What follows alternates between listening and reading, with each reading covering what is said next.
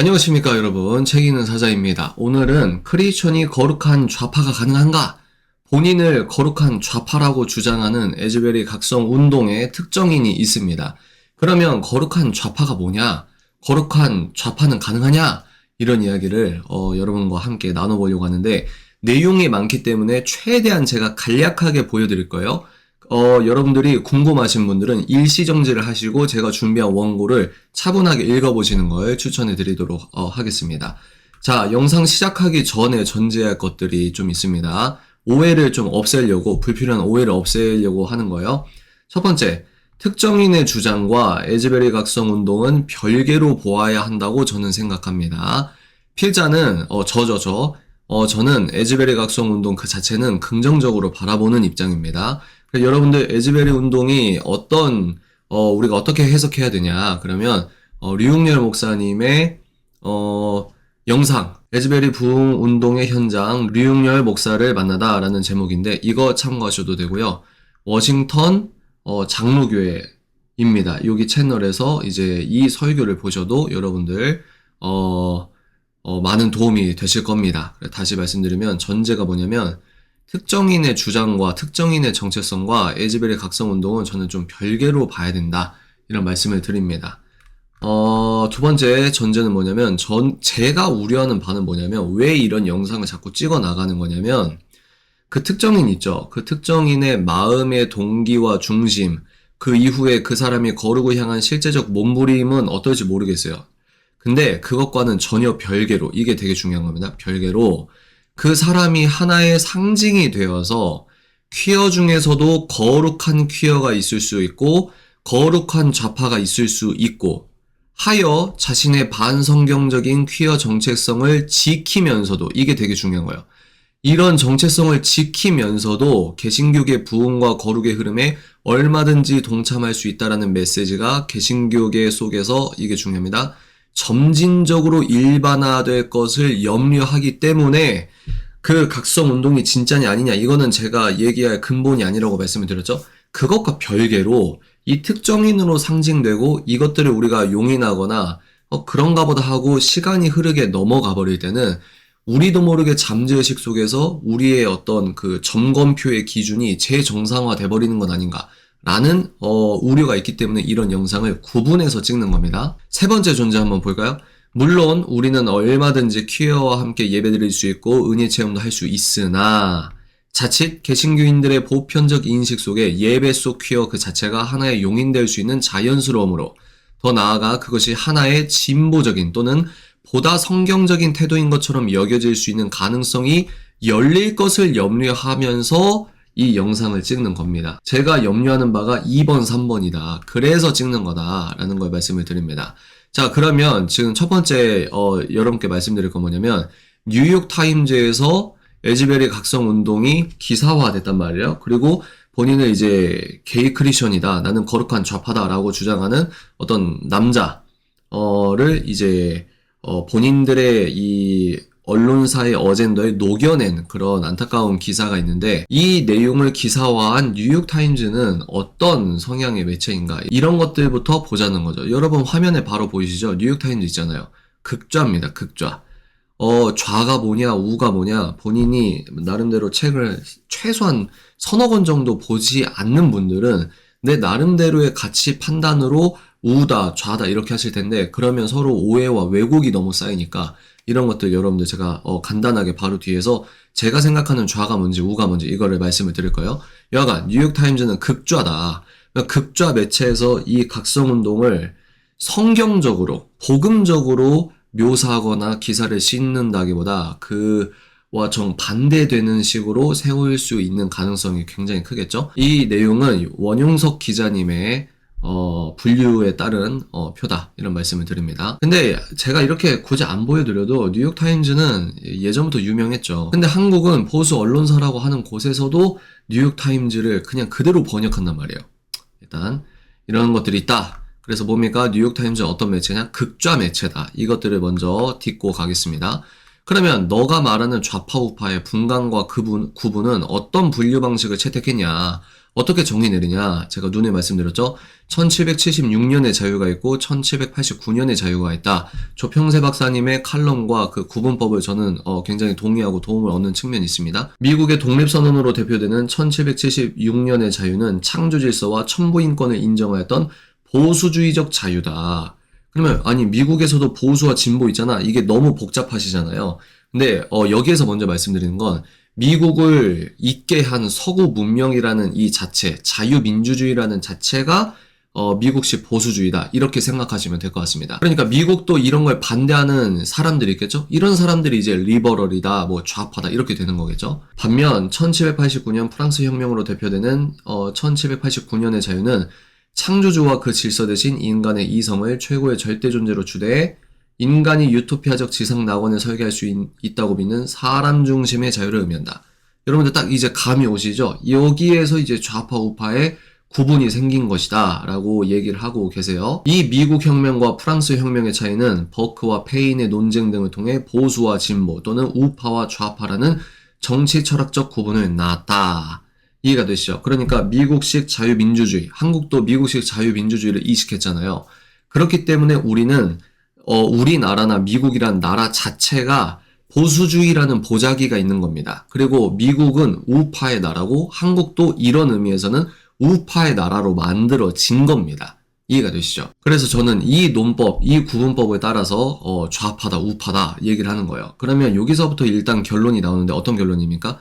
크리에이션은 좌파가 될 수 없죠. 왜? 하나님을 버려버리고 그 토대를 인간의 이성으로 쌓고 본인들이 새로운 윤리체계를 만들고 남자가 남자랑 자도 돼.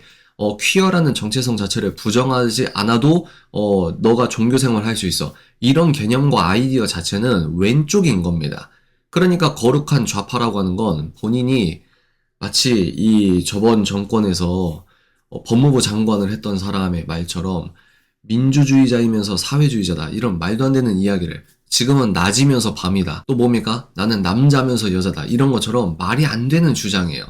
일단 보도록 하겠습니다. 그래서 이 칼럼을 여러분들 찾아보시면 더 디테일한 내용을 알 수 있다. 자, 세 번째. 극좌 매체인 뉴욕타임즈는 에즈베리 각성운동 기사 제목을 어떻게 뽑았는가? 제가 어제 업로드한 영상에서 여러분들 보시면 아시겠지만 이게 이제 이 뉴욕타임즈 기사거든요. 멋지게 사진이 얼마나 멋지게 나왔습니까? 근데 중요한 게 뭐냐? 여기서 얘네들이 뽑는 제목에 딱 하나만 보면 되거든요. 우드스톡을 예를 들었다는 거예요. 제목만 봐도 우리가 충분히 유추할 수 있다. 여러분, 된장과 똥의 구분을 똥을 찍어서 먹어봐야 아는 건 아니듯이 일단 이 뉴욕타임즈가 극좌 매체다. 그리고 여기에서 이 에즈베리 각성운동을 뽑을 때 대번에 뭡니까? 우드스톡을 예를 들었다. 이걸 여러분들이 잊으시면 안 된다는 겁니다. 그러면 우드스톡이 뭐냐? 이 우드스톡 페스티벌이 있는데 1969년에 미국에서 벌어진 페스티벌입니다. 근데 이걸 현안 속 현안을 볼 수 있는 지성의 눈이 뜨인 사람은 미국 1960년대 그리고 우드스톡 페스티벌 이러면 딱 감이 와요. 이게 말이 안 되는 걸. 다시 말합니다. 뉴욕타임즈에서 그 남자 청년을 얘네들이 도구화 시켰잖아요. 본인들의 어떤 정치적 헤게모니를 위해서 이 남자의 주장과 이 남자의 캐릭터를 야, 이런 애 필요했는데 이런 식으로까지는 이건 뇌피셜입니다. 이런 식으로까지는 아니겠지만 본인들의 정치 어젠다에 맞는 인물과 주장을 여기에 녹여냈다는 거예요. 그러면 이 매체는 극좌 매체라는 거예요. 그리고 어떻게 유추할 수 있습니까? 또 우드스톡을 곧바로 상징으로 박아버리면서 에즈베리 운동을 우드스톡 페스티벌이 연상되게 지금 제목을 뽑은 거다. 그러면 도대체 우드스톡이 뭐냐? 제가 나중에 보여드릴 텐데 이때 당시에 이 미국의 시대 상황은 히피 문화를 빼놓고는 설명할 수 없습니다.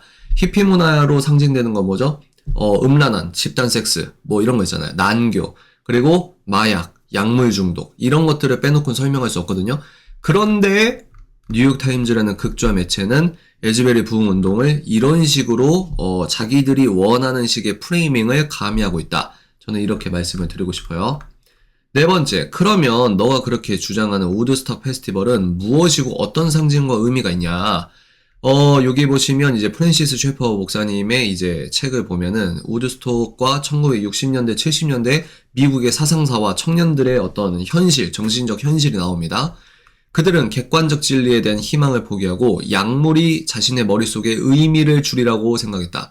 여기에서 이 약물 이러면 쟤네들 바보 같아 이런 게 아니고 헉슬리라고 하는 여기 나오죠. 올더스 헉슬리라고 하는 지식인이라고 하는 사람이 약물을 통해서 인간의 의미를 창출하고 인생의 목적을 찾아가려고 했다는 거죠. 근데 여기에서는 근데 왜 갑자기 뜬금없이 약물이야 라고 했을 때는 뉴 에이지나 포스트 모더니즘이나 이 사상사를 같이 보셔야 됩니다. 일단은 이렇게 이 당시에는 약물이 의미를 주리라고 생각을 했다라는 거죠. 그래서 환각제로 흥분된 세계의 유토피아적 몽상은 많은 사람들이 아주 충분히 약물을 복용하면 현대 문명의 문제가 해결될 것이라고 생각을 했다.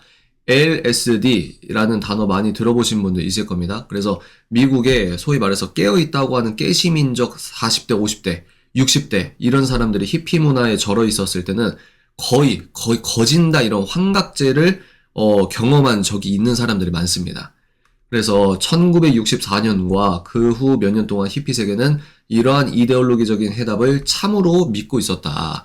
그래서 버클리에서는 히피의 약물 세계와 함께 자유연설 운동이 일어났다. 여러분 이 하이픈이 있어야 되는데 이게 네이버 포스트 이 매체 자체가 이게 자동으로 한 단어가 엮이지 않습니다. 그래서 이건 원래 붙여야 되는데 이건 양해 부탁드립니다. 여하간 이런 히피 약물 세계와 자유연설 운동 이게 다 명문대잖아요. 그러니까 1960년대, 70년대 우드스톡 페스티벌을 알기 위해서는 이런 사상적 흐름과 현실적 흐름을 같이 봐야 된다는 거예요. 그 후 얼마 지나지 않아 이 자유연설 운동은 마르쿠제, 아주 유명하죠. 마르쿠제를 따르는 정치적 신좌파의 강령이 되었다. 히피 운동의 약물 문화의 절정이 보세요. 히피 운동의 약물 문화의 절정이 뭐라고요? 우드스톡이라고요. 이 글자. 영화가 잘 표현했다. 이 영화, 야, 이건 영화잖아 라고 하는데 이게 이 소위 말해서 좌파 애들에게 아주 큰 상징이란 말이에요. 그래서 그걸 영화화한 것 뿐입니다. 우드스톡이란 1964년 여름 미국 북동부에서 열리는 록 페스티벌을 가리킨다. 1969년이 아니네요. 64년입니다. 정정할게요. 여기에서 보여지는 게 뭐냐? 이것은 새 시대의 시작이다. 새 시대가 시작되었다. 라고 주장하면서 본인들이 이제 정답을 찾았다고 이런 흐름이 있어요.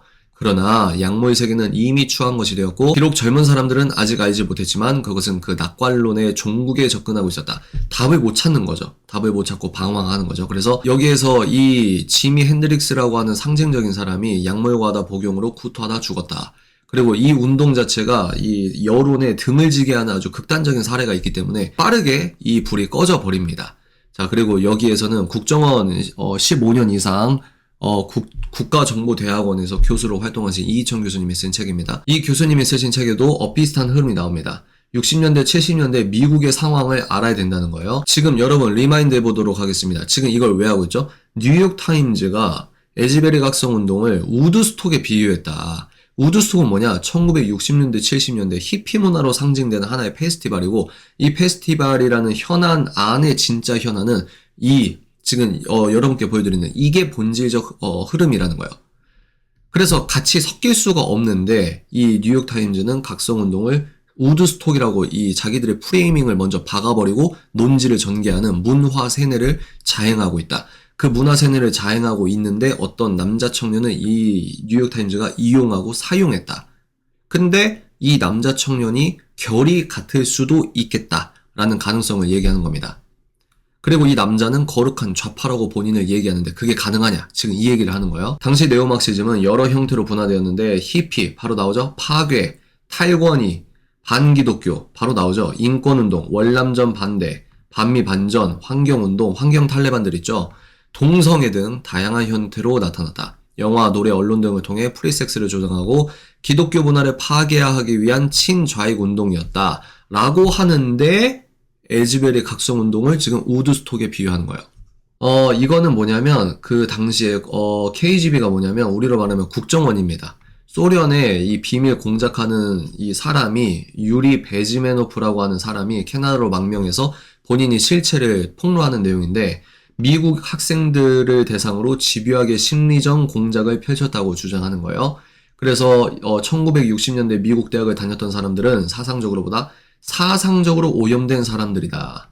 그래서 충돌하는 세계관 이 책이죠. 1960년대 뉴 레프트 운동이 일어난 이후 마르크스 레닌주의자들이 대학가에서 얼마나 빠른 속도로 확산되었는지를 소개하고 있다. 그러니까 제가 뭘 말씀드리는 거냐면 절대로 친기독교적인 페스티벌도 아니었는데 왜 굳이 이 거룩한 각성운동에 그런 내용들을 붙이느냐는 겁니다.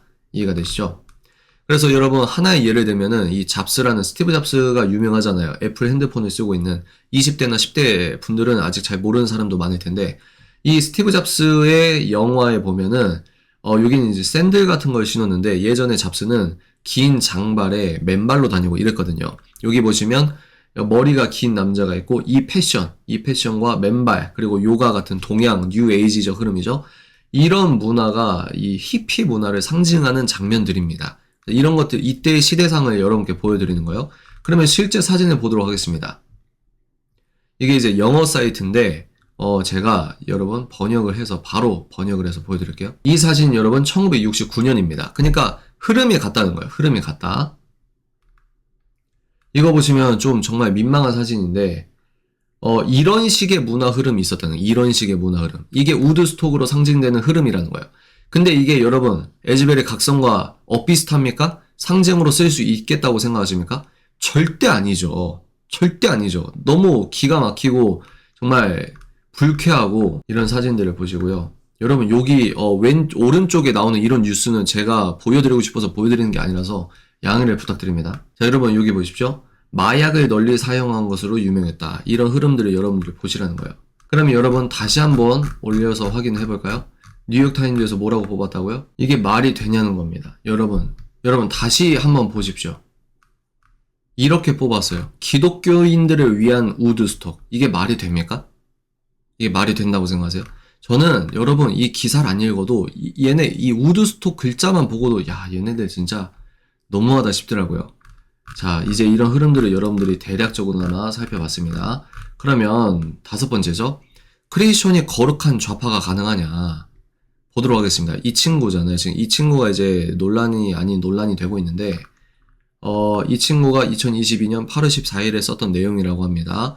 이 내용을 이제 한글로 이제 번역을 해서 이렇게 보여드릴게요. 자, 읽어보도록 하겠습니다.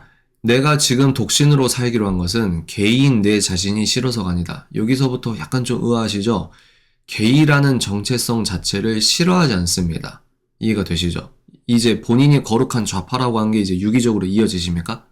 이게 잘못됐다는 거예요. 저는 그렇게 생각합니다. 명징하게 잘못된 거예요. 독신으로 살려고 하는 것은 하나님을 사랑하기 때문이다. 이런 것들은 이 문장만 보면은 여러분들이 뭐 그러려니 할 수 있겠지만 여기 이 빨간색으로 표시된 게 중요한 거죠. 계속 볼까요? 하나님께서는 게이인 내 자신을 매일매일 더 사랑할 수 있게 해주신다. 그러니까 게이를 벗어나려고 하는 내 자신을 더 사랑할 수 있게 해주신다. 이러면 또 말이 될지 모르겠는데 근데 게이라는 정체성 자체를 지금 부정하지 않고 있는 것을 보고 있다는 거예요. 그러면 게이라는 정체성 자체는 성경에서 명징하게 아니라고 죄라고 떠나라고 한다고 하면 이 친구는 지금 성경을 본인의 어떤 목적을 위해서 본인이 의도하지 않건 의도했건 본인의 어떤 목적을 위해서 성경적인 논리를 선택적으로 쓰고 있다. 이렇게 볼 수 있죠. 다 바뀌긴 싫고 나는 게이인데 내 자신은 싫지 않아. 게이라는 이 정체성을 갖고 있는 나를 하나님은 매일매일 더 사랑하게 해줘. 이게 말이 안 된다는 거죠. 제 얘기는. 성령님으로 받은 확신을 추구하는 것은 스스로에게 채찍질하는 것이 아니다. 스스로에게 채찍질하는 것이 뭐죠? 자기 부인과 경건과 거룩을 향한 우리들의 절제적 훈련이잖아요. 근데 이 친구는 스스로 채찍질하고 자기 부인하고 나의 정체성을 십자가에 못 박고 오직 예수 그리스도의 올바른 생물학적 남자와 여자, 거룩한 남자와 여자 이 개념을 이 친구는 이제 그런 절제와 그런 자기 부인과 그런 스스로에 대한 잘못된 것을 채찍질하는 건 여기서 잘못된 것이라고 말은 하지 않았지만 이 문맥이 말을 하고 있잖아요. 그거는 성령님으로 받은 확신을 추구하는 것이 아니라고 지금 얘기를 하고 있는 것 같아요. 여기에서 분명하게 드러난다고 생각합니다. 자기의 정체성을 지금 유지하고 있고 그 유지하려고 하는 죄된 속성을 하나님이 그대로 사랑하고 있다. 이거는 본인의 주장이죠. 이해가 되시죠? 본인이 무슨 말을 하고 있는지 모를 가능성이 크다. 저는 그렇게 보고 있습니다. 여기 보시면 이제 이 책에 대한 내용을 여러분께 보여드리겠습니다. 이 책은 뭐냐? 타데우스 윌리엄스라고 하시는 탈버 신학교 조직신학과 교수가 쓰신 책인데 사회정이 좋아하는 소위 말해서 진보라고 주장하는 좌파, 좌익 크리스천 종교인 분들 있죠. 이 책 읽게 해보십시오. 그리고 그런 종교인들에게 힘들어하고 내가 틀렸나 고민하는 분들은 이 책을 읽으십시오. 아주 해독제의 역할을 할 수 있는 좋은 책입니다. 이 책에서 뭐라고 하냐 보십시오. 그분은 창조주이심으로 하나님에 관한 그 어떤 진리라도 부정하면 그것은 곧 그분의 존재 자체를 부정하는 것이다. 그분의 어떤 진리, 뭐요? 남자는 남자고 여자는 여자고 연애와 결혼은 한 남자와 한 여자가 이성이 하는 것이다 라고 하는 걸 성경이 지지하고 있다면 이런 진리를 부정하는 건 부정하잖아요. 개인 정체성 자체를 포기하지 않는다는 건 부정한다고 봅니다. 확대 해석이라고 비판받을 수 있는 여지는 있지만 문맥상 벗어날 수는 없다고 생각해요. 그러면 뭡니까? 이 논리에 따르면 그분의 존재 자체를 부정하고 있는 식은 아닌가라고 하는 겁니다. 그러면 이 사회정의에 대한 기독교인들의 12가지 질문이라는 책에서 관련 내용들을 한번 보도록 하겠습니다. 이처럼 동성애를 영적인 구원의 능력이 있는 어떤 것으로 찬양하고 있는 현실은 놀랄 만한 일이 아니다. 동성애를 영적인 구원의 능력이 있는 어떤 것으로 찬양하고 있는 현실이잖아요. 지금은 막 그걸 옹호하고 선이라고 하고 인권이라고 하잖아요. 이런 문화 흐름 속에서 이 친구가 문제가 되고 있는 겁니다. 논란이 되고 있는 거예요. 바울 사도가 창조주를 경배하는 일에서 피조물을 경배하는 일로 이게 우상이죠. 옮겨가는 것에 대해 설명할 때 그와 같은 자기 파괴적인 변화가 가장 먼저 일어나는 곳 중에 하나는 바로 뭐다? 성적인 영역이었다는 거예요. 그러니까 이 친구는 본인이 인지하든 인지하지 못하든 본인이 만약에 게이, 퀴어라고 하는 정체성을 그대로 유지하면서 신앙생활을 해도 얼마든지 하나님의 사랑이 있고 나는 내 정체성을 사랑한다. 뭐 이런 식으로 만약에 가버리게 되면은 그것은 뭡니까? 이 친구는 인지하든 인지하지 못하든 의도하든 의도하지 않았든 본인은 지금 물중탕적인 아주 대표적인 복음의 물을 타는 아주 핵심적인 세속주의의 흐름에 동화되고 있는 신앙관을 견지하고 있다. 이렇게 볼 수 있는 거죠. 결코 건강하지 않은 신앙관이라고 생각합니다. 여러분 여기서부터 한번 읽어볼까요? 다시 말해 내가 곧 진리의 기준이고 내 감정에는 의문을 제기할 수 없으며 그리고 나의 쾌락이 곧 내가 존재하는 주된 목적이라고 한다면 그러니까 동성 연애를 계속 하는 것도 쾌락주의적이지만 자기 파괴적이지만 내가 게이라는 정체성을 계속 갖고 있는 것 자체도 일종의 영적인 쾌락을 유지하려고 하는 어떤 죄된 속성일 수도 있다는 가능성을 여러분께 말씀드리고 싶은 겁니다. 결국 다음과 같은 대답이 튀어나올 것이다. 무슨 말이냐? 인본주의적인 세계관을 갖고 있는 사람은 이렇게 얘기한다는 거예요.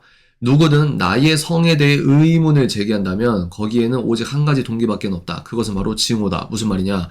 너 내가 게이 크리스천인데 자꾸 나한테 정죄하고 있어? 그러면 그 원인은 너 마음에 증오가 있기 때문이야. 그건 예수님의 사랑이 아니야. 라는 식으로 논리를 진행한다는 거죠. 하지만 만약 우리의 세계관이 하나님의 주권을 중심으로 해서 형성되어 있다면 이와는 사뭇 다른 결론이 튀어나올 것이다.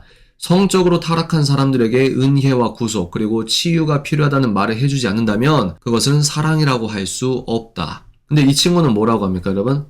스스로에게 채찍질을 하는 것은 성령의 역사가 아니다 뭐 이런 식으로 얘기를 하잖아요 지금. 근데 그게 아니다. 너가 반성경적인 정체성을 유지하려고 하면 그것은 스스로 채찍질하면서 자기 부인적으로 십자가로 나아가서 바뀌어야 되잖아요. 본인이 싫어하건 불쾌하건 불편하건 상처를 받건 성경이 옳다고 하는 곳으로 넘어가고 거기에서 평강을 누리기 위해 애쓰는 지적인 육적인 몸부림이 성화이자 그게 사랑이자 그게 기쁨이라는 거예요. 그래서 이 책에서 뭐라고 합니까? 당신이 젊은이들에게 해줄 수 있는 말 중에 가장 잔인한 것은 자기 자신의 마음을 따르라고 하는 것이다. 기가 막힌 표현 아닙니까?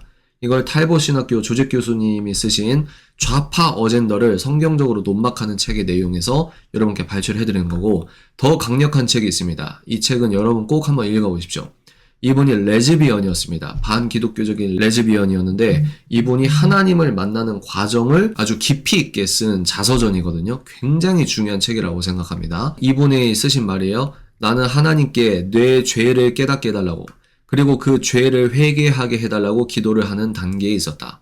나는 왜 동성애가 죄인지 알 수 없었다. 동성 간의 애정의 특정한 표현이 왜 그 자체로 잘못이라는 건가? 하지만 나는 자만심이 죄라는 것은 알 수 있었으므로 그것에서부터 시작하기로 했다. 그러니까 어떤 퀴어는 난 퀴어고 퀴어 자체를 하나님은 사랑하죠. 그리고 나 스스로 채찍질하는 건 성령적인 방법이 아니야 라고 주장을 하는 퀴어가 있는 반면에 어떤 퀴어는 아주 명징한 반성경적인 퀴어였음에도 불구하고 하나님의 은혜로 정체성 자체를 완전히 바꿔버린 그리스도인이 있다는 겁니다. 우리는 계속해서 읽어볼까요? 우리는 여기에서 동성의 뿌리는 수없이 많은 다른 죄들의 뿌리와 닿아 있다는 것을 알게 된다. 이런 걸 알면은 본인이 성행위를 하지 않는다고 독신이라고 얘기를 할지라도 실제로 그 사람이 평생 그렇게 살지도 모르겠지만 그렇게 주장한다 하더라도 굳이 본인을 많은 다른 죄들의 뿌리와 닿아 있는 것을 알게 될 수밖에 없는 그 정체성을 고수하고 거룩한 좌파라고 하면서 그런 걸 옹호하는 것이 어떻게 우리가 성경적이라고 할 수 있겠냐는 거예요. 그리고 이런 논법이 있을 수 있거든요. 난 나와 같은 사람들에게 더 친근하게 다가가기 위해서다라고 하면서 본인을 그렇게 얘기할 수도 있겠는데, 근데 그런 논지의 한계가 뭐냐면, 그러면 사창가에 있는 사람들에게 친근하게 다가가기 위해서 나도 성적으로 문란한 정체성을 고수하겠다. 이런 것과 엇비슷합니다. 야, 그것과 그건 다르지라고 주장을 할 거거든요. 그러면 이것과 이게 왜 다르냐? 그러면 뭐가 다르냐? 그러면 이것과 이것이 무엇이 다르다고 주장하는 너의 말의 권위는 어디에서 오느냐? 그 권위를 내가 왜 따라야 하느냐? 이런 것들이 첨예하게 문제가 될 수 있습니다. 그러니까 왜 굳이 그런 정체성을 대외적으로 얘기한다? 뭐 많이 양보해서 그렇다 할 수 있겠지만 거룩한 좌파가 가능하냐? 이 친구가 여러 흔적들이 있지만 가장 명징하게 본인을 거룩한 좌파라고 얘기를 한다면 그게 가능한 얘기냐? 이걸 포커스로 봤을 때도 뭔가 앞뒤가 계속 안 맞는 비일관적인 자기 주장을 하는 것은 아닌가라는 것을 얘기하고 싶습니다. 하나님의 기준에 맞춰 사는 것은 타고나는 것이 아니라 새로 배워야 할 삶의 태도다. 채찍질해서 자기 부인을 해야 된다 이 말이죠. 하나님이 원하시는 모습까지 자라고자 하는 염원이 있다면 우리의 마음, 몸, 금전, 시간을 모여 다스려야 한다. 그럼 어떻게 다스리냐? 절제해야 한다는 거예요. 이 친구가 트위터에 쓴 내용과 정반대되는 내용이라고 생각합니다. 어떤 퀴어는 이렇게 정통적으로 바른 이야기를 한다는 거예요. 하나님의 세계 안에서 우리는 우리가 사랑하는 것들을 절제해야 한다. 그리고 되돌아가야 된다는 뜻도 있겠죠. 상식적인 선이잖아요. 상식적인 선. 그래서 보겠습니다. 그렇다면 우리는 왜 성적인 죄가 성적인 혹은 감정적인 원인에서 비롯된다고 생각하는 것일까? 그것은 우리가 지나치게 협소한 시각으로 성애를 바라보기 때문이다. 이게 되게 중요한 부분이라고 생각합니다. 성적인 활동은 침대에서 벌어지는 일들만을 의미하는 것이 아니다. 이게 중요하죠, 여러분. 그것은 넓은 범위의 욕구들, 필요와 갈급함 등을 포함한다. 성애는 우리의 삶이 처해 있는 상황의 원인이라기보다 그 표현으로서 근원이나 기원이라기보다 결과에 가깝다. 이게 굉장히 중요한 부분이라고 생각합니다. 다른 부분 볼까요? 나는 이제까지 내 성애가, 그러니까 퀴어 성애를 말하는 거예요. 순수한 적이 한 번도 없었고 성적인 관계를 통해 상대방이나 주님을 영화롭게 해본 적이 없었다는 사실을 깨달았다. 그러니까 이 작가, 이분과 이 어린 친구는 질적으로 매우 다릅니다. 영성의 깊이 자체가 매우 다르다고 평가합니다. 이 친구의 주장에 우리가 너무 막 휘둘리는 것 자체도 어떤 의미에서 제 정상화에 우리가 끌려가고 있는 부분이 있을 수는 있어요. 그러나 아닌 건 아닌 거라고 제가 이 영상 전제 두 번째, 세 번째 말씀드린 거 기억나십니까? 자칫 잘못하면 이 청년으로 상징되는 제 정상화가 일어날 수 있기 때문에 이걸 지금 막으려고 하는 겁니다. 다시 이 친구와 이 책을 쓰신 분의 이 영성의 깊이는 매우 매우 다르다. 저는 그렇게 생각을 합니다. 그래서 여기에서 확실하게 쐐기를 받고 있는 인터뷰가 뭐죠? 우리 선교사님께서 눈물로 토로하십니다. 그냥 동성애자로 살아라. 이 시대의 가장 큰 가스라이팅이다. 눈물로 호소하시는 선교사님이 계시다는 거예요. 근데 어떤 친구는 아직 너무 젊어서 뭐가 뭔지 몰라서 그런 얘기를 하는지 몰라도 나는 게이야. 나는 퀴어야. 계속 내 정체성을 유지하면서도 얼마든지 나는 거룩한 어떤 성령 충만한 이런 것들을 유지할 수 있어라는 신호를 계속 보낸다. 더 나아가 본인을 거룩한 좌파라고 한다? 이거는 말이 안 된다는 거죠. 말이 안 된다. 절대 말이 안 된다. 결론입니다.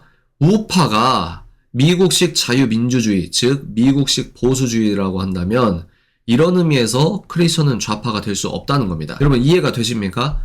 이 친구는 나는 거룩한 좌파라고 하면서 이 친구가 쓴 내용들, 사상적인 내용들을 검증해봐도 일관적이지 않고 좀 중구난방이잖아요. 이 친구에 대해서 더 공부하고 이럴 가치는 그렇게 크게 없다고 보는데 일단은 이 친구를 메인 매체가 전 세계적으로 영향력을 미치는 극좌 매체가 이용하니까 지금 저희가 이런 문제를 다루고 있는 거 아니겠습니까?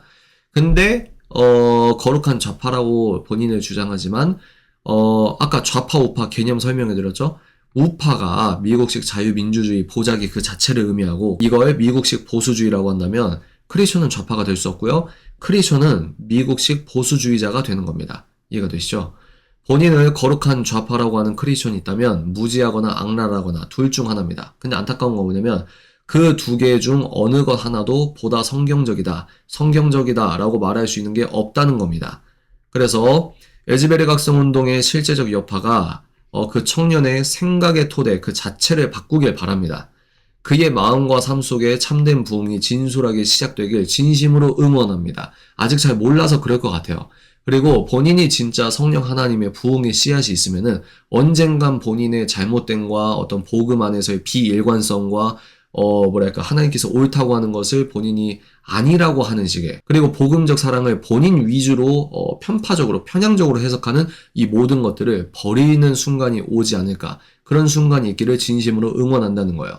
근데 본인의 생각과 가치관을 바꿀 의도가 없다. 그러면 이 친구의 신앙과는 문제가 있다. 저는 그렇게 판단을 하는 겁니다. 그러면 미국식 보수주의가 뭐냐? 간단하게 보면요. 인간과 국가는 도덕률로 지배되는데 그 도덕률의 기원은 인간을 넘어선 하나님의 정의라는 겁니다. 그러니까 미국식 보수주의 뭐냐면 하나님을 인정합니다. 리버럴, 좌파, 프랑스식 자유, 이거는 하나님을 버리는 거예요. 이런 의미에서 크리스천은 우파가 될 수밖에 없고 좌파는 절대 될 수 없다는 말입니다. 또 뭐요? 이런 말 하는 사람이 있어요. 인간이 만든 사상이 어떻게 완벽할 수 있냐, 복음과 정치를 섞지 마라 라고 하는 건데, 그분들이 주장하는 거 있잖아요. 인간이 만든 사상은 완벽하지 않으니까 위험해. 이게 보수주의예요. 보십시오. 보수주의자들은 인간이 완벽해질 수 없음을 한다. 우리는 선과 악이 뒤섞인 피조물이다. 이게 보수주의라는 거예요. 보수주의자들은 변화와 개혁이 동일하지 않다고 확신한다. 도덕적이고 정치적인 혁신은 이로운 만큼 파괴적일 수도 있다. 부족하다는 거죠. 인간이 만든 사상은 위험하다는 거예요. 주제 넘은 확신과 열정으로 이뤄진 혁신은 엄청난 재난이 되기도 한다. 정확하죠? 인간은 영구불변의 가치들이 존재하는 안정된 세계에 산다고 느낄 때, 그러니까 영구불변의 가치들이 있다는 걸 인정하는 게 보수주의입니다. 영구불변의 가치가 뭐죠? 성은 두 개밖에 없고 남자와 여자가 있는 거고, 남자와 여자가 사랑을 하는 거고, 결혼은 한 남자와 한 여자가 결혼을 하는 것이다. 이겁니다. 이런 안정된 세계에 산다고 느낄 때 가장 만족스러워한다는 사실들을 그들은 이해한다. 그러니까 성경적인 운동장 안에서만 인간은 참 행복과 자유와 의미를 찾을 수 있다. 이렇게 얘기를 하는 겁니다. 이런 의미에서 여러분, 거룩한 좌파라는 말은 말도 안 되는 똥 같은 말이다. 이렇게 생각을 합니다. 여러분께 다시 한번 말씀드리고 마무리할게요. 영상 시작 전에 전제에 대해 뭡니까? 저는 특정인의 주장과 에즈베리 각성운동은 별개로 봐야 된다고 생각하는 사람이고, 에즈베리 각성운동 그 자체는 긍정적으로 바라봅니다. 참고하실 영상, 여러분 유흥리얼 목사님 영상 참고하시고, 저는 이런 어떤 한 사람의 주장과는 별개로, 한 사람의 영적 상태로는 별개로 이 친구로 상징되어서 퀴어 중에서도 거룩한 퀴어, 거룩한 좌파, 이 말이 안 되잖아요. 이런 것들이 점진적으로 우리 개신교 속에서 일반화될 것을 염려하기 때문에 이런 영상을 찍는 것이다. 이런 것들로 여러분 다시 한번 마무리를 해드리도록 하겠습니다. 분별합시다. 여러분 다음 영상에서 또 찾아뵙도록 하겠습니다. 감사합니다. 뿅!